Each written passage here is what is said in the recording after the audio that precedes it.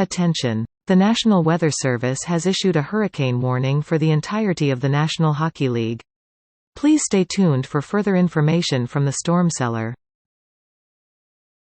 Welcome back to another edition of the Storm Cellar. It's not a must-win. It's too early in the season for a must-win, but as good as Philadelphia's playing, I felt like last night they needed to pull it out. And my gosh, Marty Necas, that just amazing. How you feeling after last night's game, Ray?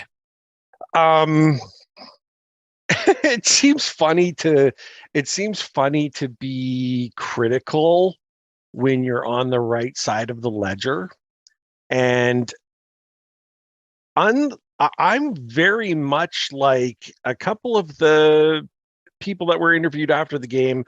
Burnsy interview after the game, and Rod after the game, both said that was a ugly win, and I would say #fugly even. It was unbelievably bad. Burns' comment on his goal, I think, summarized the game. I just closed my eyes and shot it. And it's like, that's kind of how I feel about the whole game. I just kind of closed my eyes and I'm glad we won. Did he not sound apologetic that they won? Did I imagine that? It was almost apologetic. Yeah, you know what? We probably didn't deserve to win that one, but we won. Hey, here we are. Right?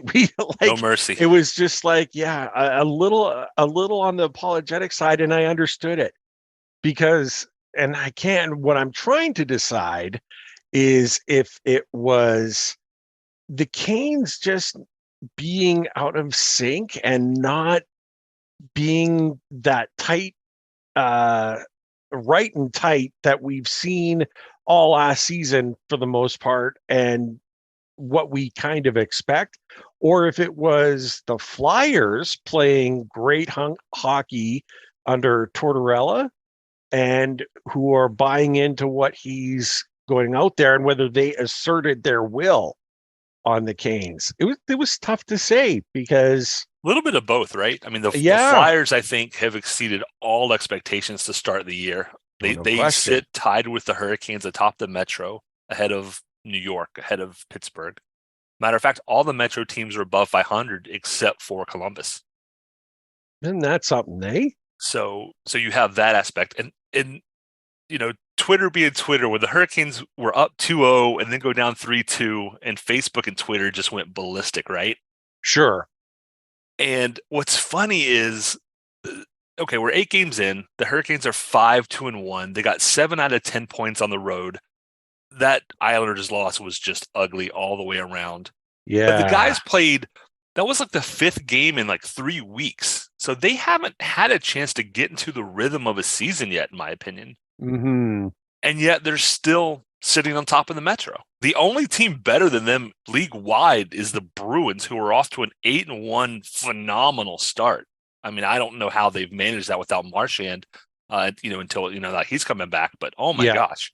Yeah, they're doing something good in Boston. They're playing really, really well, strong all around, and they're just the class of the league right now. That's the way they've been playing, and to do so with all the injuries is stunning. So they're off to a great, great start. They're certainly, and the Bruins usually standard, right? Standard, good, right. Solid team that are going to be working hard all the time. It was funny, I'm going to reiterate something that Trip Tracy had said yesterday about last night's game. It's like last night's contest and the Hurricanes were on a fulcrum. Either they win and they find themselves on top of the Metro and they're, whatever, or they lose and they've lost 4 of their last 5 games. Isn't right. that it's so wild, right? Like how just one result can be which way you are, either right where you need to be or holy crap, guys, we really got to get our act together. And that's what people need to remember is the Hurricanes are not playing well, right? We're going to talk about some issues here next. Yeah. They're not playing well. they're still 5-2-1. They're still beating teams, right? Yeah, The Islanders game, I that don't know was what happened throwaway. there. You know, That's a trap game, right? Home game, you're up, but you've been off for like 4 days. I mean, exact. Yeah, that was the thing that stuck with me, and it was, you know, they always say that first game back. We even touched on it just a little bit. That first game back after a lengthy road trip, not necessarily lots of games, but how much time you were away. That first time back can be, just a little bit off, right? And to a man, everyone said that after the Islanders uh, debacle, I can call it, I think, that's fair. accurately. Um, they were all glad that they were hitting the road right away to play a back-to-back game and get at it. And even so, even though they were glad to get back, there's not that connection that we see. There's issues all around, even though we're on top. And I think it still feels good. We're still in a good place. I'm wondering about the step-on injury. Uh, you Yeah, that know, looked like maybe a wrist. yeah, and those will certainly take time. I don't know what their plan is or who they wish to bring up, insert, put where.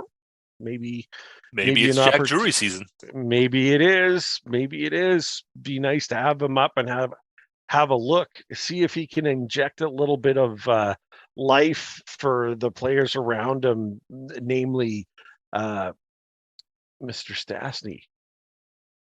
Like Yeah. that's I think he won like 60 something percent, 63, 67% of his faceoffs.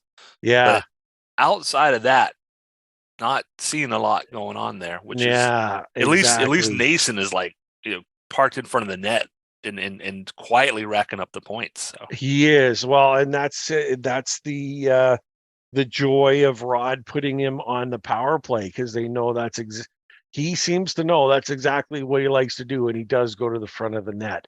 Um, and look at that transition we made beautifully into some of the issues that we need to talk about, namely power play and penalty kill. What's your take on this situation with our specialty teams? If you want to be a good team, they got to be right and tight. And I don't know that we're there. we're not. And penalty kill is more concerning to me a little bit because it's been so good for so many years. And they're at 80%. It's not terrible. Last year, No, had they hit 90%, that would have been a record. So it's not like it's horrible, but it doesn't look right. I think a lot of that comes to do with the scheduling. Again, right. Burns was at a place, he and Slavin were both behind the net on, I think it was the third Philly goal last night, things like Yeah. that. That's just a matter of playing 8 games in the first month. And that's kind of, with big delays in there, they need to get into, as I normally don't like back-to-backs, but I'm really hoping to see some, 3 games in 5 days, 4 games in 5 or 6 days coming up, because I think they need that to gel. The power Nope. play. So power play percentage right now is 17.2%. Mm. It looks better. Like if you don't look at the percentage, if you don't know, it looks better. They're moving the puck a lot better than they have been. But it's all perimeter. They're not getting pucks in there and really taking advantage of guys like Nason who are willing to go to the front and pay the price. I like seeing Burns because his slapper is so hard. Like they're getting rebounds on that, but you gotta translate that, right? Yep. Yeah. And Go ahead. just real quickly, so net power play percentage, for those who don't know, is basically you factor in power play goals and shorthanded goals. So Okay. shorthanded goals are like a -1 is the way to think of that. Sure. And we've given up a couple shorties. Our net power play, if you include the shorties we've given up, Hmm. is only clicking at 10%. Yikes.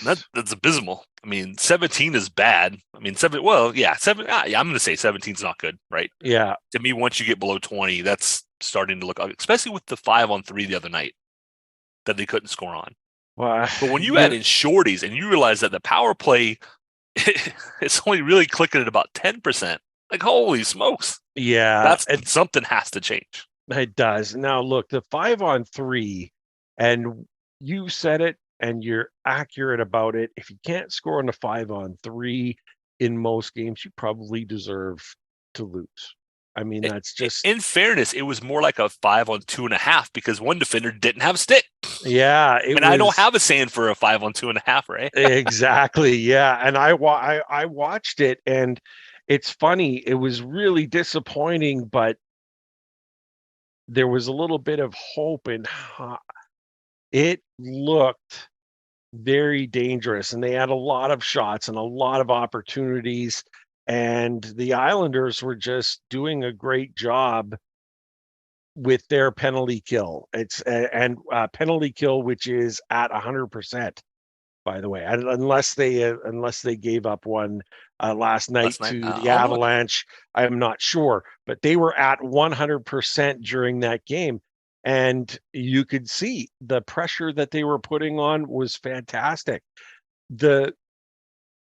With the Hurricanes, when they score, it is a very pretty goal.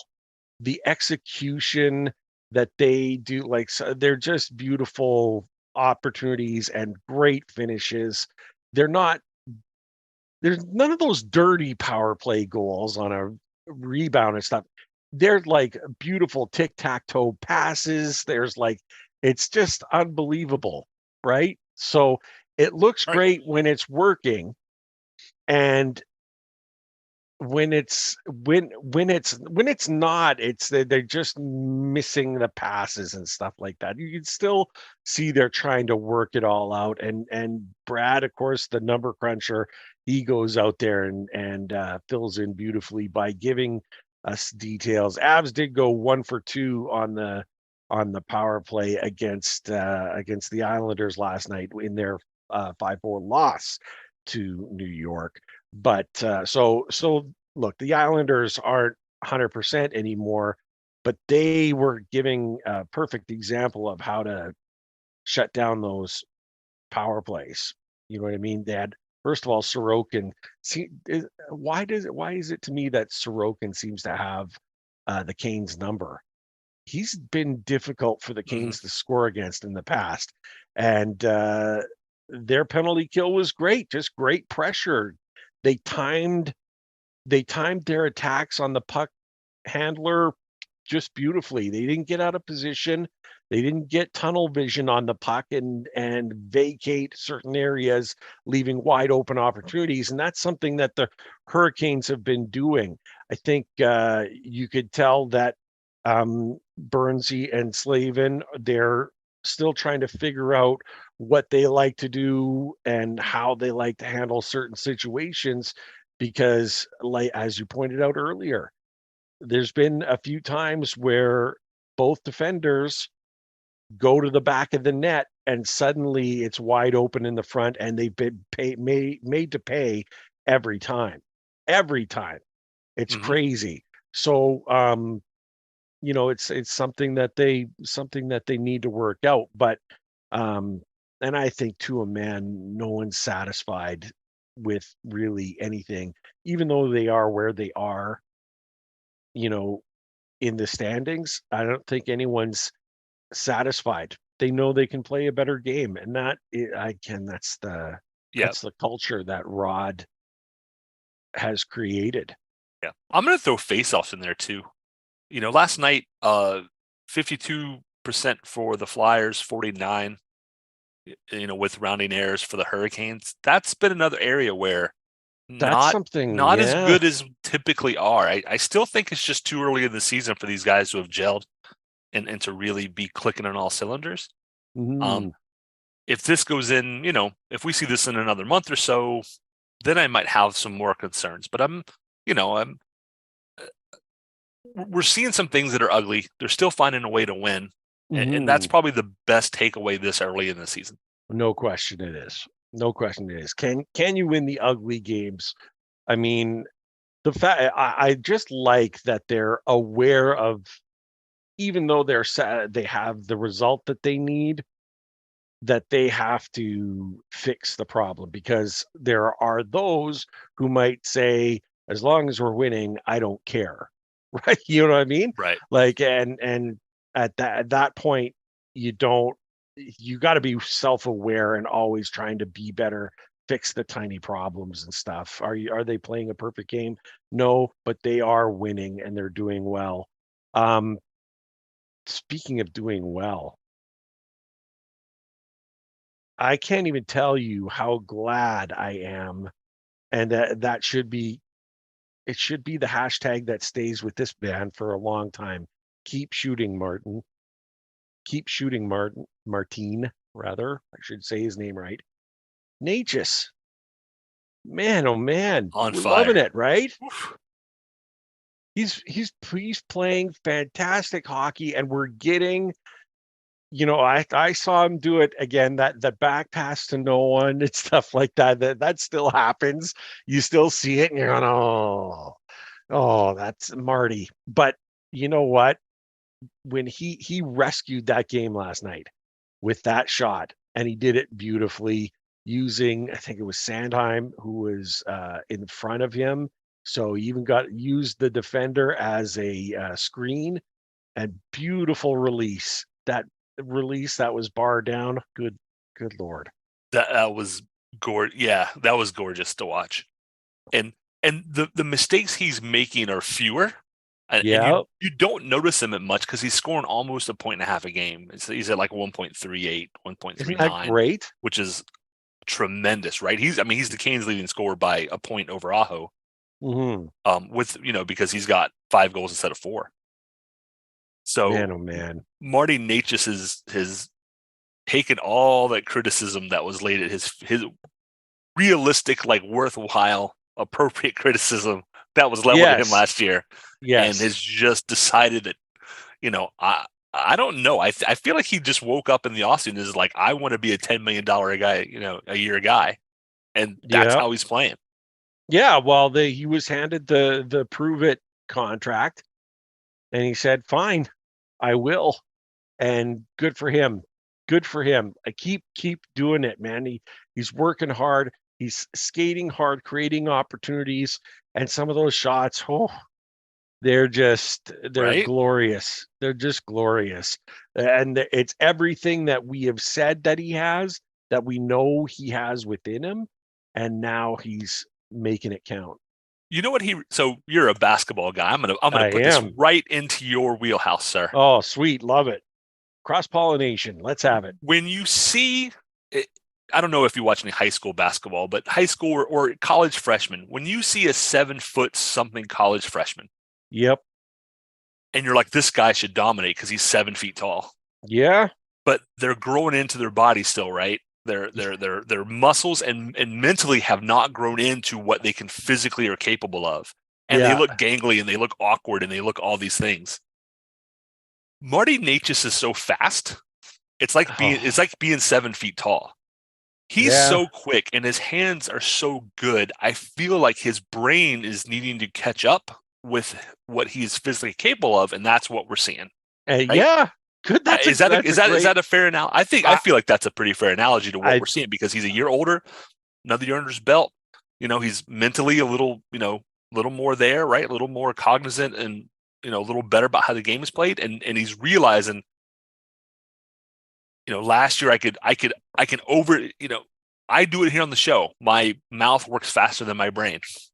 Sometimes it does. Marty Necas' feet, can outwork what his brain's able to do. Yeah, and I think he's more in sync now. I think he's able to slow things down a little bit more, and now he's able to make those smart decisions and fulfill, to really utilize those skills, because some of the goals, the Brady Skjei to Marty Necas pass. No. And now, number one, hey, what is Skjei? That pass was just right. I mean, you couldn't have done that any better. No, and he just buried it. Yep. I mean, It was beautiful. I'm speechless sometimes watching Necas this year, which is the Necas we thought we could see. I don't even know that I thought he could be this good. I wasn't. He's exceeding the expectations that I was hoping for. You could see everything. He had all the tools. He just had to learn and become more familiar with them and more confident in himself. And I think there's a confidence factor involved there, where he's now last season when he was struggling, there was a lot of posts. He was making shots, and some of those posts, and suddenly it was like he would say, "Dang it, I don't have it tonight. I'm going to start passing off more."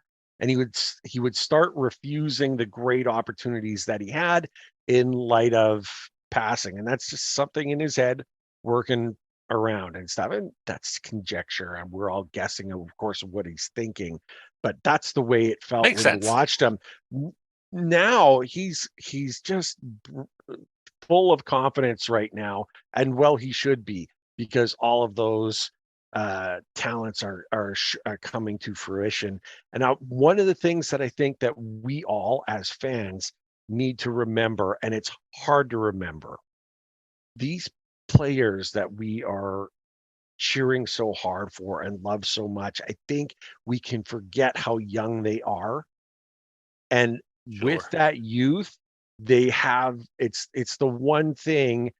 Youth, they have talent, an overabundance of skill, energy, fire. They've got all of that, but they don't have the experience. And there's something to be said for every year that you are able to get under your belt and grow. And as long as you're moving in the right direction, it at some point it'll pop. You know what I mean? Like Yep. it'll be there. Every piece of the puzzle is set. Right. And these guys have just masterpieces of puzzles. They are just masterpieces. And once they get all of those pieces fit into place, that's when you see it. And you're like, oh, You know what jumps out at me that's really exciting to see about Necas' game this year? hit me. About half of Svechnikov and Aho's points have been on the power play. They have Aho has 10 points, Svech has 9. They each have 4 on the power play. So roughly half, right? 40%. Of his 11 points, Necas only has 2 on the power play. The other 9 have been 5-on-5. Even He strength. Is absolutely killing it 5-on-5. And when your power play is not playing well, that's what you need. You need somebody to pick you up and say, I'm going to do this. And he's been that guy. Him and Pesce Skjei and Jordan Martinook has 4 points, and all 4 of them have come 5-on-5. I've loved what Marty's work on the third line. I think it's not been as notably, it has not been as dominant on the forecheck and puck control as it has been in the past, but they are still putting in the yeoman's effort that you expect from them. And Marty getting involved, getting those touches, getting those points that he deserves. I'm loving it. I love it on that line. Again, that third line, we've always said as much as we appreciate the third line being our best and most consistent, we don't want it to be the one that we hang our hat on. Right. Let's Absolutely. be able to hang our hat on those just unbelievably talented first 2 lines. You look at them, wow, just wow. Another quick shout out to our second D pair, Skjei and Pesce. Plus minus to me doesn't mean a lot unless it's really, really good or really, really bad. Yeah, those guys are a combined plus 19. That's wow. 8 games in. That's what that's what you need, right? I mean, they have 8 points between them, and basically are just not giving up anything. They've been out of position. They've made some mistakes, but it's not costing the team. And it's not a stat I normally would go to. Like I said, if it's middling, if you're at the end of the season and you're a minus 50, that's a problem. But to be a combined plus 19 this early in the season for 2 guys, it's just unreal. It is unreal. And you know what? I'm going to stay with the defense, and I'm going to throw this on the board here because we forgot to talk about it. Something to be addressed. Ethan Bear trade. What's your take on this one? Where are you at? So initially I said that's just robbery by Vancouver, which was fine. I'm okay with it. I'm just saying, you could be okay with it and still be like, man, that was just a steal. Yep. When I really thought about it, because I said, it's Bear at $2 million on a one-way contract for a fifth. Yeah. That's the steal. I mean, or at least that's a good deal. I thought they could get more than that for Bear. They didn't want a player because they don't want the salary, right? So it was just going to be picks. But I thought they could get a third or something. And then the more I thought about it, I said, well, Pederson's in there. And I'm like, wait a second. Pederson was expected to play with the big club. Pederson's deal is a one-way deal. So he was currently making $750,000 in the minors. Wow. And, typical minor league salary for a guy like Pederson is more like $70,000, a tenth. So when you add in the $2 million for Bear, of which the Hurricanes retained, I think 18%, but then you add in $750,000 of Pederson's money, that fifth round pick, I'm happy with it. It wasn't the steal. I mean, I was already okay with it because I wanted Bear to go somewhere. He's going to be the third or fourth guy in Vancouver. Yep. He's not a bottom pair D man for what they have with the injuries they have. But I was happy with it, knowing that we might have gotten fleeced a little bit. But now that I look about $2 million for Bear, $750,000 for Pederson, we're only retaining 18%. Yeah, 400,000. I don't know that you could get a better deal. It was a third for Bear would make sense, but then if they're taking on $750,000 of Pederson money, and it frees up a contract for the Hurricanes, because when Patches comes back, if the math is right, we're going to have about $1.6 million in cap space, which means, maybe making an upgrade. I know that Don has said Patches is the deadline guy, right? That is the deadline deal. Right. But you might have a little money if you might get a little something, right? Yep, you're absolutely right. I thought it was a great deal for all, and wishing Ethan Bear the best. That, and again, COVID decimated him last season more than any other player we've seen, I think. Yeah, I really, really enjoyed his style of play. There are plays that he made that are burned in my memory that say it was great to have him on, and it was just proof of just how much that virus stole from him on this team. Mm-hmm. Now I'll say this: Coughlin, who was great in the preseason, I saw some huge glaring issues, and especially last night on a few occasions. And I kind of said to myself, man, Bear would sure be nice there instead of him, because is DeHaan injured?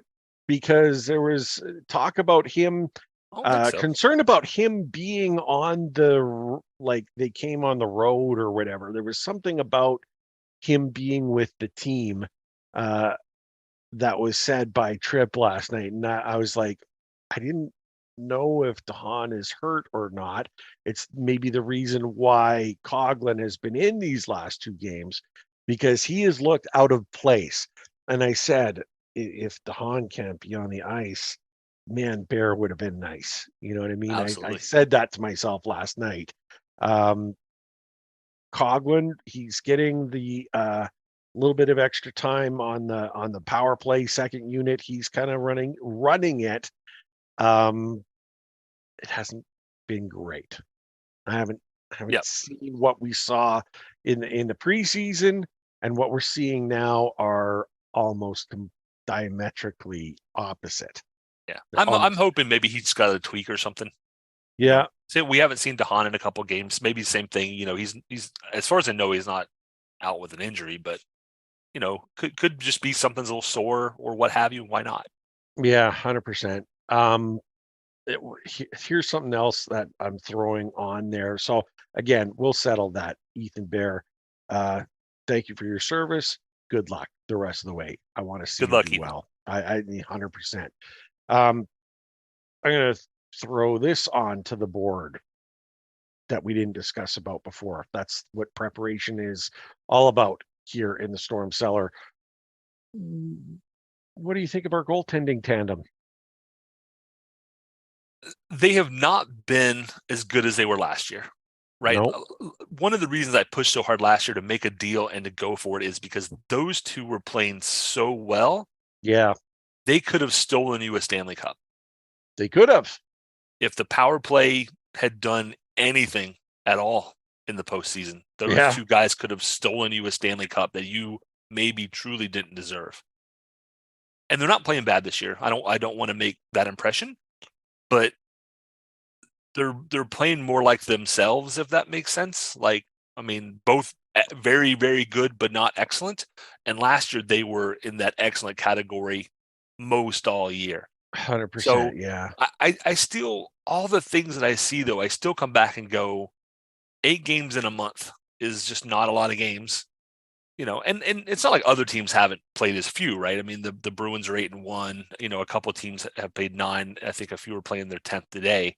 So Yeah. it's not a huge difference, but we kind of was one of the earlier starters in the league, and it's just, I don't know, it's just a weird dynamic with that West Coast roadie because of the state fair. That I feel like once they get in the season and they get some rhythm to it, a lot of these things will be self-addressed. And a few times, I mean, the goalies have just been hung out to dry. I mean, Oh yeah. when Burns and Slavin are both behind the goal, what do you want Ronta to do? Yeah, exactly. That was difficult to watch. I'll tell you this. Last year, you didn't see as many soft goals. Those ones that, oh, gee, I really wish I had that one back. You know what I mean? Yeah, was the Calgary game when Ronta just wasn't quite up against the post? I mean, yeah. What are you going to do? Though we're seeing those a little bit more now. And I was going to ask and just throw this out there. Ronta's record's great. His numbers are great. He's got, the win he had, like he's got 2 wins and an overtime loss. And he just, the reliability and that 1A, 1B situation that we have is certainly very nice. Do we have to worry about one guy not getting more of the load? This is the question that we've had in the past, right? Where how much work do you put on goaltenders who have injury issues to give one a solidified I am the number 1 goaltender status to carry the load in the big games and stuff? How much do we need that? I don't think we do. I think Rod is going to pull some games away from Anderson this year, and I think he's going to spread it out intentionally to give both those guys a little more breathing room, a little more days off, a little more time to recover between games. So it's 2002 Hurricanes split goaltenders in the playoffs, make it to the finals. 2006 split goaltenders in the playoffs, win a Stanley Cup. So it's, we don't typically do it all season necessarily, but the Hurricanes, I think, were one of the earliest teams to go away from a 60-game starter, 20-game backup. It's always been more even since as far back as I can remember. That they tended to want to play more than they wanted to play both of their goaltenders. So I'm not too worried about it at this point. Unless somebody comes down with an injury and something happens, and even then we have Kochetkov to come up. Who the Wolves did not start out dominant. They lost their first few games, but they're going to be fine. They're going to roll along. It's just it's early, right? My question to you then is the number 1 position up for grabs?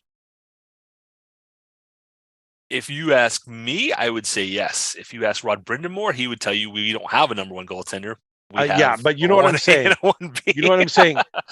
Right now, looking at the team right now, up to this point in the season, you absolutely need a win tonight.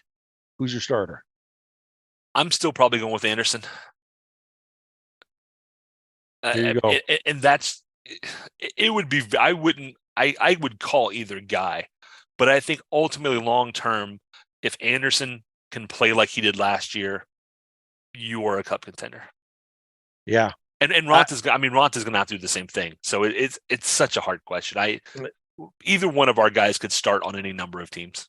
I think so. And it's I've just the only reason why I put it that way and I ask is just in Freddie, just too many soft goals. Yeah. And that's just Ronta's looked sharper for sure earlier. Yes, absolutely much sharper. I think long term you need Anderson to pick it up, not 100% necessarily ride. At this point, we were supposed to have a guest. Unfortunately, technology problems kept them from joining us. So we will see you in 2 weeks on the Storm Cellar. Go Canes!